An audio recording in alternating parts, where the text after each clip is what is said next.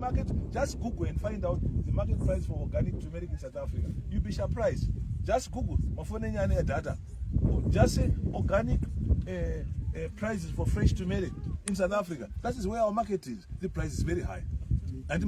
So now,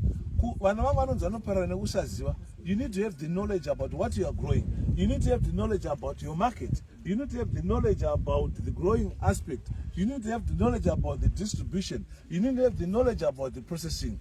So in knowledge, yes, you know the wisdom. You know to come to Onamari, to Mr. Say, oh, Mr. Magumbe is a preacher.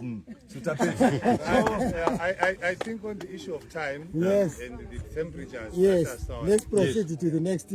Let's proceed to the next plot. Yes, okay. Yes. Let's so that some of the things we're going to talk about them. Try to summarize on ginger, just summarize. Oh, thank you.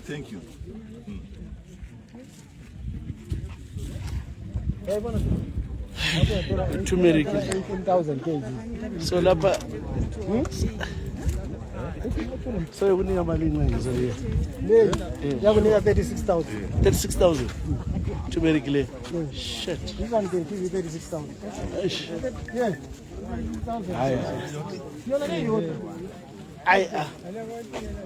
So that's what we limit turmeric. Logo no cabbage and chala. They ginger. Ginger. Oh.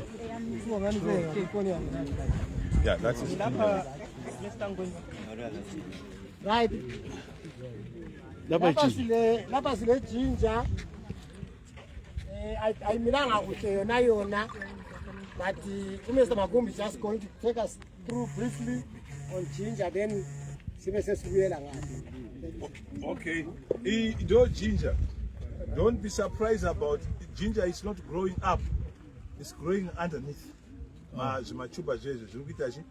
is ginger. So ginger, bagaita is a late crop, but however, I'm very happy because it's actually doing very well. Yeah, I can see it's doing very well. Yeah, it's not any chemical. So now this year they have seed. Seed for 3 to 4 hectares. So if you agaita early preparation, look in March, for example, my beds are approximately. Let me just tell you, bed is you will get about that's about 350 kgs. Yeah, 350 because each one I think let me just see. Let me just see.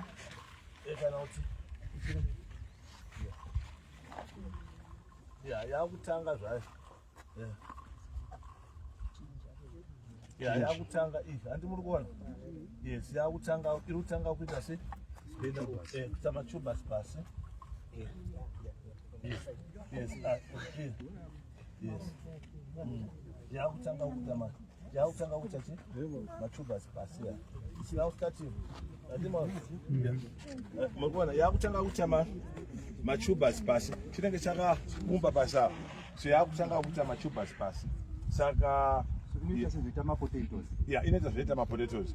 Yeah, in terms of height, depending on it sometimes doesn't grow. But approximately you can get about 300 kgs. That's about 3. You work it out.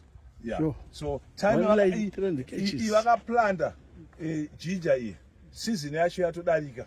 But I'm quite surprised it has done very good like this. Yeah. Can also did some kurima.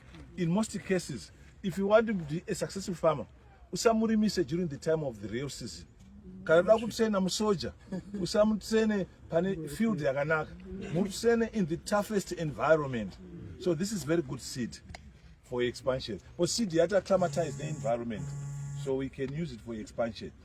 So now, about 2 months, then we'll have it.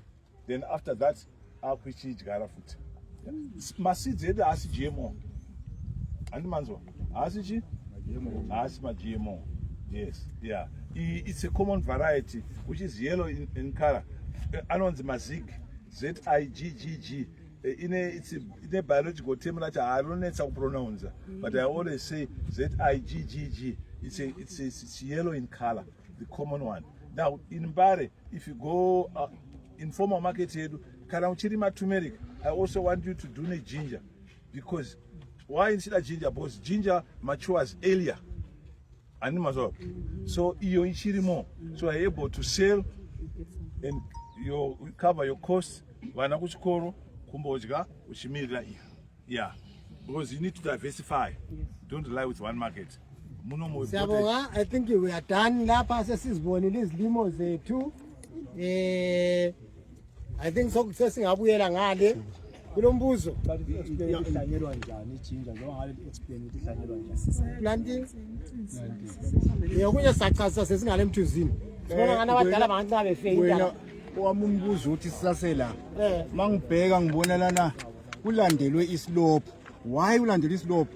Ngoba usually bathi we mustn't follow islope, we should cross senzele erosion. Alright. Nguwe mlimiso ohlala usho njalo. Yebo. Yebo. Yeah, this one they are using drip. Okay, yeah, they are using drip. So they are using drip. Vanotanga kujigara before the rain. So drip inenge chingodonhedzera ipapo, not slowly. Kana mvura yakuzonaya manje. Yes, the effects will be there. But again, we can put my ridges to Kodwa okuqhakathekileyo, you are very correct Nkana. Thank you. Oppose the slope when you are planting. Yes. So that you discourage runoff. Yes. Yeah, lokho ungakuchinji. You are very correct. Siyabonga sambeni. Yes. Umlimi omkhulu. Yeah. Uthini umuntu wakini loqala ukuthi kube le turmeric emathebeleleni. Oncubela umqalo sisiba la. Yeah. Ukubona ukuthi uma lesi silimo singasifaka emathebeleleni singawudala umehluko phakathi kwabalimi bethu. Izinto esibe singazazi. But ngolwazi engikutholileyo kufundiswa lapha kuyangitshengisa ukuthi nxa singathatha sizinike ithuba kungawudala umehluko in terms of economic status yabantu. Yebo ngikuzwile ukuthi kulobuzima obuthize ohlangana labo ukuze uyephutsha. Kodwa akulanto ekuyalula. Nxa sizinikile isikhathi sasebenza kuhle, isilimo lesi sizaletha umnotho omuhle eMandebeleni.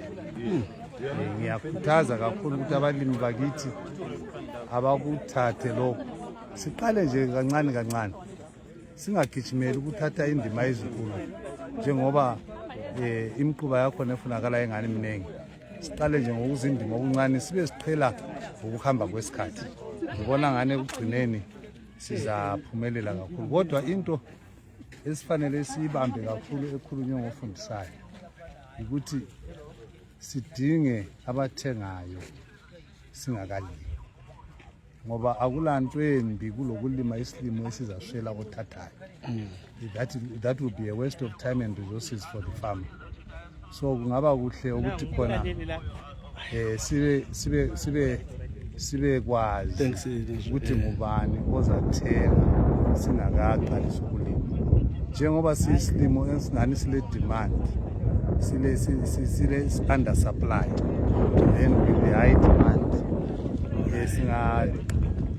sisondeza ebantwini abalolwana uyakubona ukuthi sithola kanjani njengoba ubaba alapha ekhaya kwenzi. This is a very good example. As a district agriculture officer, I give this man a very big pet for trying. Ngoba into eqhakathekileyo ukuzama. Into abantu bakithi abayehlulekayo ikuzama, into esiyehlulekayo siyesabela kachana. But this farmer has tried. Yeah, and Especially we applaud him. Yes. No, thank you very much. Thank you very much. Okay. Yeah. Turmeric leli nyona lapha. Kuthwani lapha? Nga. Oh. Umna zenda umoyo. Kanti wena mina mangele ngikwazi umoya wona wathi uncube. Uyazi ungethi usile. Angazi uncube umbukhonjiwe uncube. Nansi turmeric. First farmer which I turmeric la. Siza corrector. Moyo lo soncuba. Abafana bakhe bathi uncube ngathi mhlawumbe siwatshintsha isibongo. Mina ngimaze umoya. Hayi. Isetshenziswe. I-turmeric la elimlele. Turmeric le ngale ginger. Lapha imbambayela ezalo kube every 2 months uyavuna imbambayela. Ayi. All organic. All organic.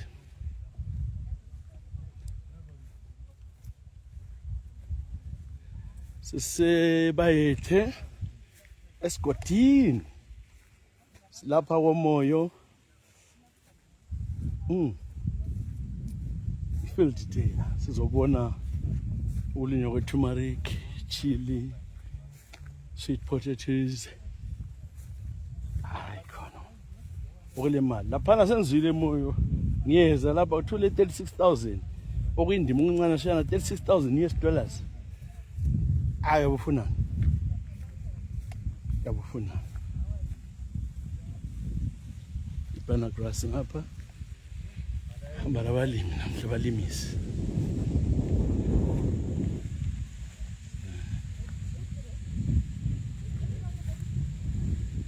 This interview Nkandla.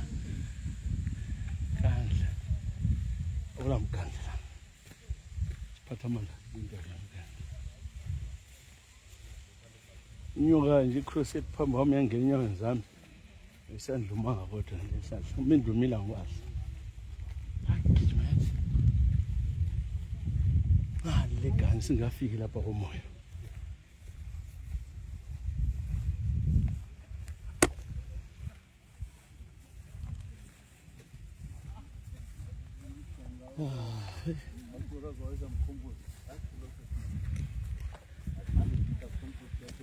Kati manje you gonna encourage people now to start, you people for agriculture, to start farming or turmeric and all this. Yeah. Think about it. Yeah. With the way, important is to link. They should link with him yeah. so that the market is guaranteed. Okay. Especially Mr. What's his name? This guy. Yeah. Makumbi. Yeah. He's a great farmer. Yeah. He knows his things. He knows this thing. He knows. His stuff he knows. He knows his stuff big time.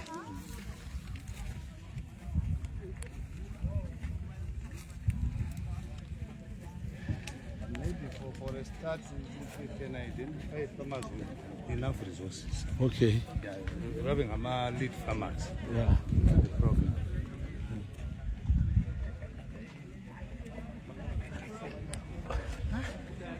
Usakhuluma sokuphela ntala.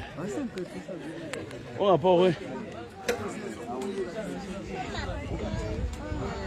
Umama enze. Umama ukushiye wedwa. Ngihamba naye ukuthatha ngihambela ube ngathi. Mina ngiyathanda abantwana. Uhamba lami. Okay.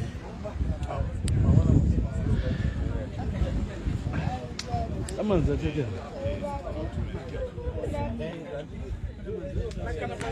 Mntana manje sizidedi kimi. Ubuye ke mntana mdedi bisa kudedi. Sitholela udedi. Umama.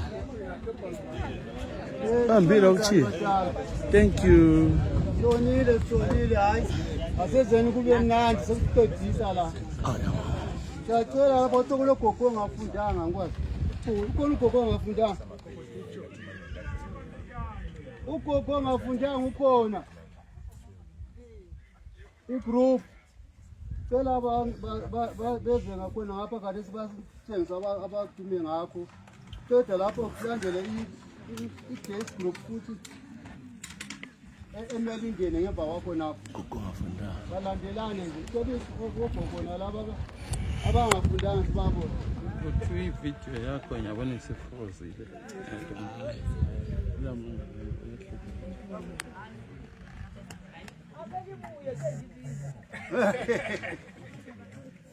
Uyalibiza ugogo.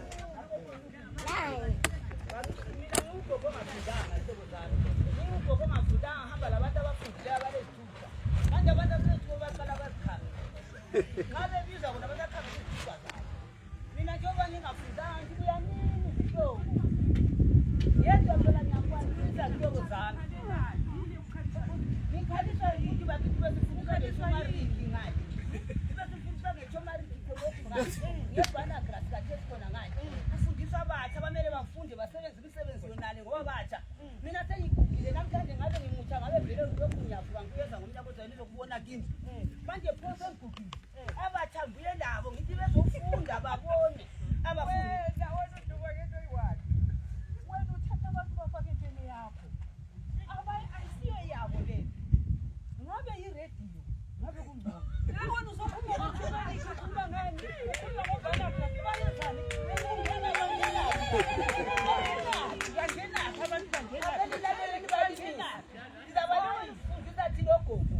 abantu abafundile sesiyakufa singaze ngibuye khona apha angisakukwanisi lokhu ungababekela le ifoni le kuthiwa so batshona bekiyo bazafunda nini turmeric leyi bazayilima ngebhana lebamba beloko besefonini beloko bejayiva iyabhada akwazi hayi ifoni iyabhada yebo khona kube busy kulento abazithole khona phana kuyakhuphuka amaphoyinti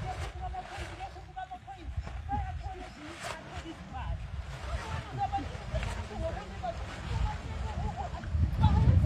abantwana laba lawo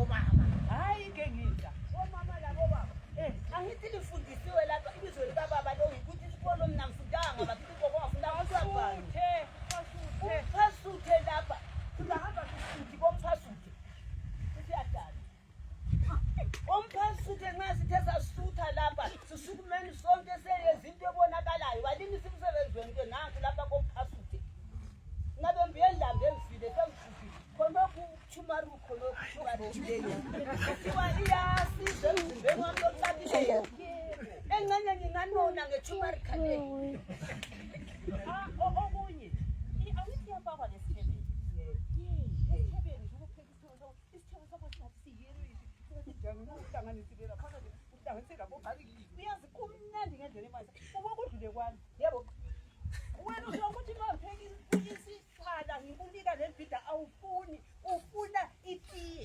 iproblem yakho ngabe sivele wabuya lapho vele ule information manje wena babizitele yayingone ngaleso sikhathi kodwa namhlanje ngeturmeric lapha engxenye lami ngingaba lenyama ngoba kuthiwe iyaqeda imikhuhlane yonke emzimbeni iyaqeda imikhuhlane yonke amajoyina amadolo lengikhulayo lami engxenye lokunabuluka nganabuluka umdlasuthi kuthiwa nilabizwe le umphasuthe leli bizo engakungihambulambile namhla kuthi lapha sihamba sisuthi utako komphasuthe sasa-ke uyadanga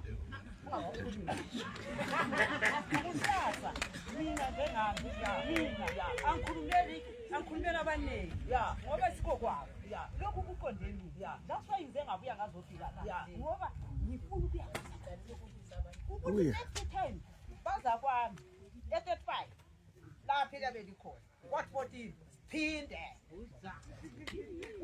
yabuza ngangongangigogogugiyomthanyana mbijana uthi khona ngayo ngaba siyamnceda lami ngiquthile njengoba niyehluleke amadolo asesala kodwa abantu abathali nginangisile omalibazana libaleke efonini le kuthumalileyo nanko kunye lokhu kube kulapha okubomvu lokhu bilebile lokhu okubabayo lokhu ngizwe ukuthi akule mali emangalisayo ngabe ngimutsha namhlanje ngabe ngiyathatha imali lena ngoba ngase siyakulima lami yakubona kancane sidlelani kancane kancane uyathatha khona uhlanyele lokufundisa abazulu bona lohlala lapho ufundisa abazulu uhle kubangene hayi kuthi untwana umfundisi omtshela ukuthi uyini azakuzibuza futhi ngoba lithengisa lapha le problem khona nabogogo bangaluncedisa abazulu balincedise selithengisa kumbe liye-DNB kumbe lithengisa njani selithatha imali lana Oh, hayi wena usuyifaka esikhwameni singeyakho. Enze njani umntwana kusase akuncedisa? Ngeke azakuncedisa. Yebo. Yebo, uye wathola imali. Wena thatha la okuncane unika abantwana. Bahambani bayethenga into abazifunayo. Kodwa wena ungomela kwesakhe. Hey, lani kulima khona tumari aliyana. Kuthiwa yini lokhu kumele? Itumeric lezi ifunde kanye ngomnyaka ozayiphinde komunye khonapha okhutheleyo olezipho ngiyanazipho ngoba sengizicubela bakithi yabona kumbe sengibambelelile lapha kule nto engifuna ukulithela yona yini sengiphuma bese phangisa isikhathi sami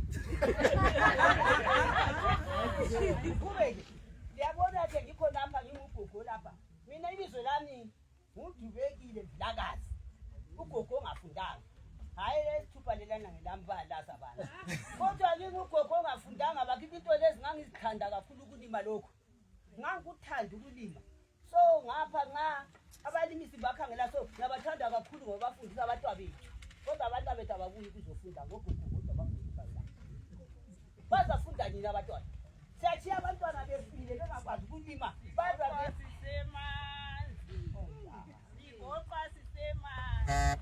Why wena uthi abantwana suzoba baze bathenga amafoni bathi bengakwazi ukuthi ukulinyelwa khona kutshela khona ulande ungabuloku ukhuluma izinto eziningi uthule ngoba ngaloku ukhuluma so usathi sithi vuka linye emasimini avela kakhulu ngoba bathi wena uhambe expose vele ngiyabakhuluma futhi kanti ngoba abantwana bafuna ukulima bafuna ukubhabhula abantwana yiko bakufunayo aba esikolo abafuna bafuna ukubhabhula abantwana bezothiyela mina yayibona ibhiza yami lapha kuthiwa kukodwa kusuthe la ibhiza yami la sengaqala ukuthi ngegwasha ukudla khona imbambayela nyayilima nyayikwanisa ngaba ngipheka ngebhiza yami yayibona ibhiza le ngiyokuthi vele yakuthanda ukudla ngifuna abantu bangihlangabeza ngokudla ngoba kwathi yakulanda ngadla lapha zaphinda banike futhi ukuthi ukudla maye kungafuna ukuyasebenzela uzadla namhla futhi imbambayela uzatshotha ngoba uyabizwa ukuthi mnandi bye bye.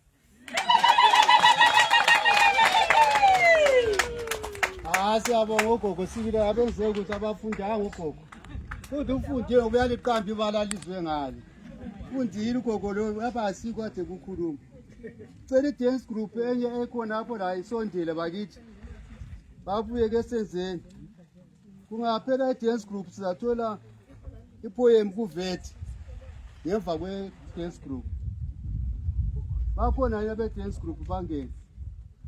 Awulabiso. Alibhala ngibiso. Bhalwa. Ayelabizo i-dance group yakhona kuthiwa i-dance group.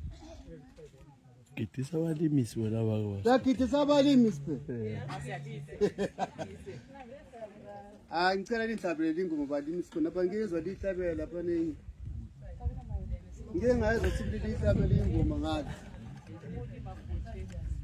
Ukulima kubotshelwa yena umuntu uzibele. Ukulima kubotshelwa ngiyophinga ngiphimbe ngigcinele abantwabami ngizophinga uzani khona lapha sibona.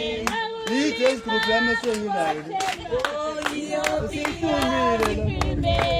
ngigcinele abantwabami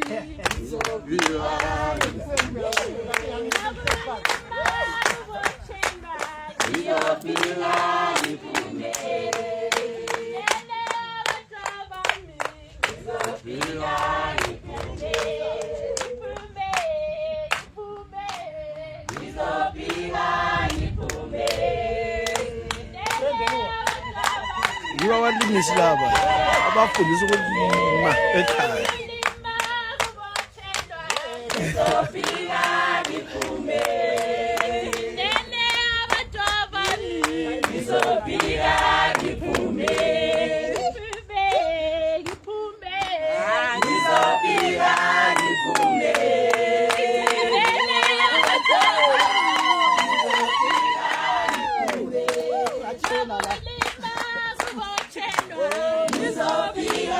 ngiphume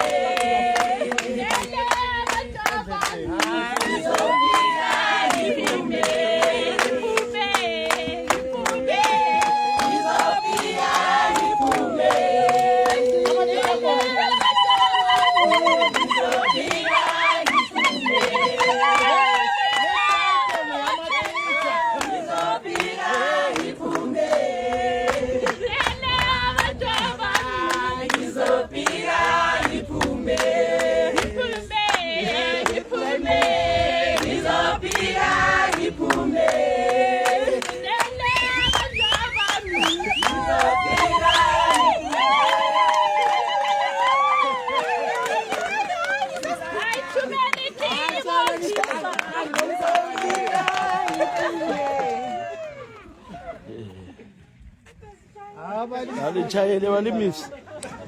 Usezimisele ukubotha. Ngicela opoyem wevet. Yes, group ayikho ibonakala. Ake sikuthole phela ipoem kuvet. Ilandela okubhaliweyo la. Ungapi uvet? Hayi isipitha sopoem. Ngibona kubhalwe lapha. Oh. Hayi nanda poem ukuphambanisekile lapha ku Wena siyabonga. Anza khuluma ngamafitshane ngemkhuhlane esilayo khonapha esigabeni sethu. Singananzelela khonapha sile January disease khanya ngane malungwane. Ichayile emalangeni. Kumele sonke sidibhise inkomo lokhu kubangela umkhaza okuthiwa yi-brown ear tick.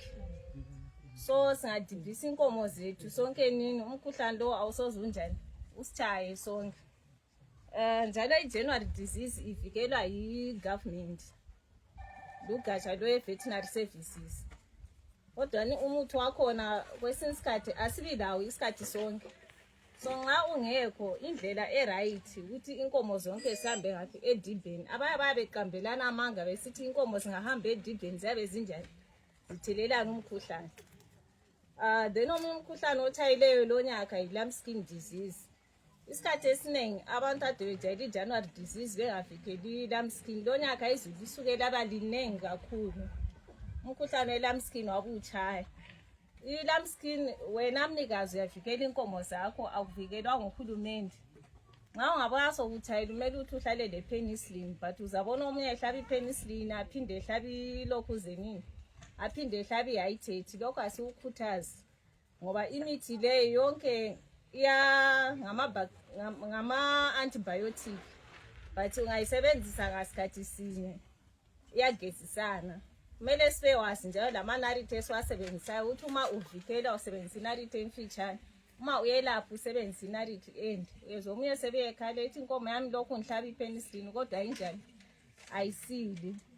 Kumele sibe wazi amanariti okusebenzisa. Ungabona ngani kunzima uyasifonela sikulayela ukuthi kumele yenze njani. Andakho okuningi. Ngathi ngamafitshane ngikho lokho engakhuluma. Ngibonga ngamuvet. Siyabonga mama. Nginguvet. Ipoem yakho imnandi ukuthi. Ayisayibonga. Sacela igroup le yabona Charlotte. Babe lapha group dance. Ngemva kwalokho ubabe besaphumula ubaba Mr. Mugumbe. Sengisethe akaphumula kungozorora pichana after this group dance. Nozophinda kushitaura umsipesa utaure ne yaye. Sacela.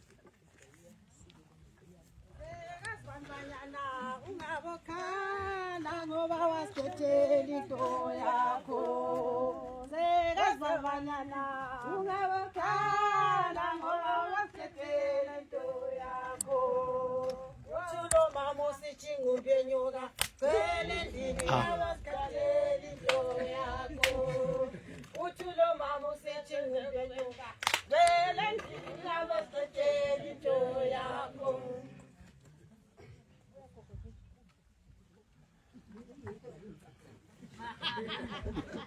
Ulale masofeni sokwazalelo kiti. Lale masofeni sokwazalelo kiti. Ulale masofeni sokwazalelo kiti. Ukusenzele. Ulala masofeni sokwazalelo kiti. Ulale masofeni sokwazalelo kiti. Ulale masofeni sokwazalelo kiti. Ukusenzele. Ukupota malaini sokwasaleli toki.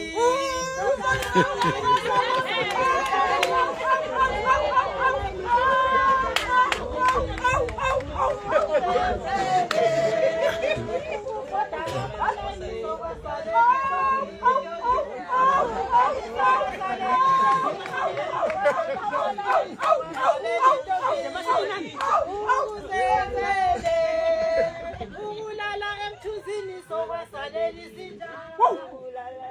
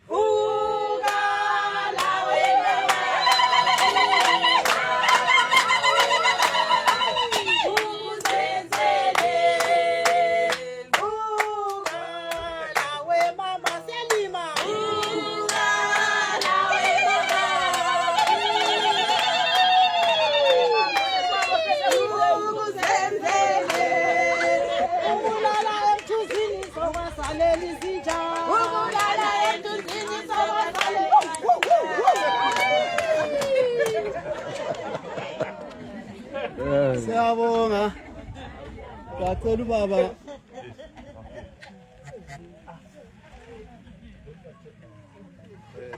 Tadzokera kunyaya yeturmeric handiti maiona ndo machubhas acho anonzi machubhas acho aya maaona ndo anonzi machubhas acho eturmeric aya so turmeric yedu inoratidza kuti yaita zvakanaka iri kuita zvakanaka asati tasvika ido pakuikohwa because muri kuona ichine zvegreen up saka haisati yanyatsosvika pakuharvesta but it's a sign yekuti crop yedu kuti achi zvakanaka but kana makazoidyara mune zine muchingozofukura muchiona kuti iri kukura sei. Now turmeric yedu inoomeswa vogadzira yavanoti powder, turmeric powder. Yes, vamwe vanoti kare inenge ine certain percentage yavanoti curcumin but technical details aya inosenzeswa pakubika, pakudya, pakugadzira ningirikini sipo, pakudya ndo panokosha ipapa because vanhu vazhinji havasi kudya turmeric nekusaziva. Saka turmeric inobatsira zvanoti arthritis, ine ma-anti-cancer properties. Makazogooglawo makacheka painternet munonyatsoona kuti ine more than 45 health benefits, so we need to take advantage of that. Mazuva kuno zvirwere zviri kunetsa zvecancer, mafibroids, mashuga, zviri diabetic, zvese izvozvo zvinonobatsirwa neturmeric because inobatsira kubooster your immune system.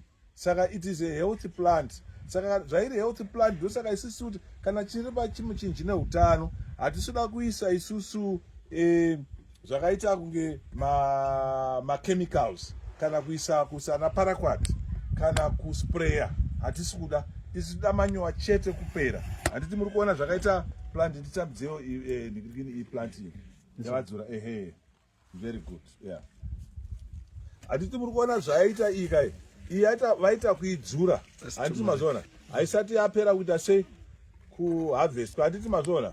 Yes, saka plant one tenge chitarisira about 500 grams.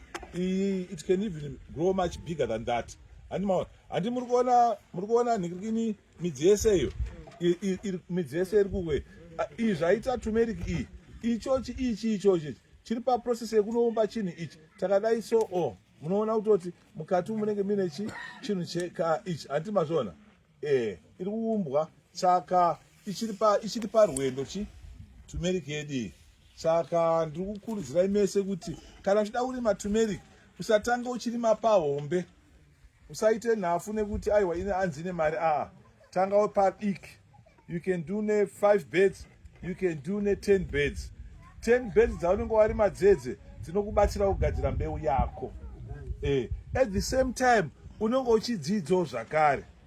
At the same time unenge uchiunderstandawo mamarket trends acho takata se akamira zvakanaka, and at the same time iwe unofanira kunge uchidyawo zvakare. Handiti mapanzwa haingorimira kuti tinoexporta toita mari, iwewe you also you should benefit from nyaya yeturmeric. Saka muturmeric mune mafuta zvakare anobuda ichi muturmeric. Uyezve handiti maona uyu unenge mufushwa uyu, handiti maona uyu singalele ngapha maona uyu unenge mufushwa uyu hausi mufushwa iwo, inonzi turmeric tea. Saka I think kuno ndina manetwork inobata handiti chibota sekuona kuti turmeric tea, how much is it going for? You'd be surprised. Very expensive. I think mumadhumeni nimukudya maputini tarisire kuti turmeric tea kuita mari. Kana kutaura mafigures ka munemuchita pambabawa kuwanza pamwada kuti turmeric yaita sei itenge nemaprizes aripo, but maprizes amunozoona painternet haasiro atozvitengesa nawo, totengesa almost half the price, but they also have to make money as well. And mazoona isusu uyachi wholesalers mapabata. Yeah, turmeric tea tasema kuti ku UK iri kuita mari. Anditi, what is turmeric tea going? Ndo turmeric tea ine zvainobatsira mainly heart problems. Makatasa what are the advantages? That is what we call green tea. I was hoping kuti panapa pamwachatiboilisirawo mombomwa green tea monzwa kuti inotesa zvakaita sei. This is medicinal as well. Andi mapaona. Saka ma-leaves ane zvaanobatsira, ma-tubers ane zvaanobatsirawo, ma-flowers aya ane zvaanobatsirawo paturmeric ipapo. Handiti, saka ndakutaura kuti ndakudzidzisai kuti turmeric inorimwa sei. Handizvo here? Kana mapaona mongosimudza rokuti mapaona mombotaura vamoti maprice acho akamira sei. Yes, because ndo panozonzi have got to do your due diligence. Handi mapaona? Yeah, ndakakulimisai turmeric mangwana ndo mandafuma ndakafa munoenda kuti manje pasina ma-alternatives. Munochema handiti? But anyway, hatitarise zvakadaro kuti zviitike. Ndokuti Mwari anondichengeta ondipa makore akawanda kuti ndikushanda nevanhu. So mababata maiona? Maiona green tea turmeric? 25 grams is $1.10. Yeah. That ndikutaura kuti green tea. Not turmeric. Okay. This specific computer turmeric green tea. Right, turmeric green tea. Yes. Green one. Green. Mwana bokula zema shija aya. Yes. Maiona? So hatisi kuzotora nguva yakawanda. I'm just trying to summarize kuti now manzwa unzi turmeric yakamira sei. Saka zvakwamuri nemadhumeni enyu munogara pasi, madhumeni enyu moita proper assessment, munyasofunga pamwe chete nesu kuti toirima here, but I encourage you to start small. Makaita mbedha 1 unenge kana 1 meter by 100 meters moita zvakanaka. Mbedha 1 unenge wakona seed yekuita more than 45 beds ipapo ya seed kai hakuchatenga ka. So yes, it's very important. So that's turmeric tea. $15 per box of 20 tea bags. How many grams? Yeah, they don't talk of.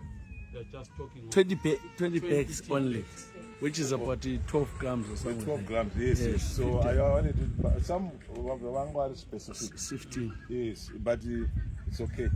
Yeah, but I just wanted you to see the more so many general picture. So those leaves are these ones? No, my leaves actually. These ones? Yes. 100 grams. 100 grams, Mari? $15 to 25. Yes. I just wanted you to see that. Yeah. Okay. It's some people about some money. You need more consent. Tubers. Yeah. You takuita ni vamwe vanenge vakugona kurima zvakanaka seava takutanga kuti harvest leaves for processing, packing and exporting. But vamwe avatombotanga tine matubers. Kana vakugona matubers titenge tichiita tichienda mberi. Yes. So vakuru vangu ndoti kana pane ane mubvunzo weturmeric, kana pane vane mubvunzo weturmeric, bvunzai mubvunzo.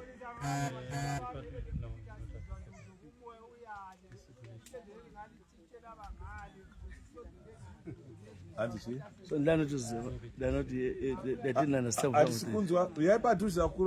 They didn't understand. They didn't understand some of the things because it's windy there. Oh, amusikunzwa. Okay, regai ndita. Ndoenda hapo. It's fine. Oh, all right. You want to make a phone? Because we land. Don't ndakadai swandi. Lava they don't mind. Lava was to me. Lava. Lava bantu waqathele lava baba. Munyasonzwa. Sondela lava. Saka ndati turmeric ka.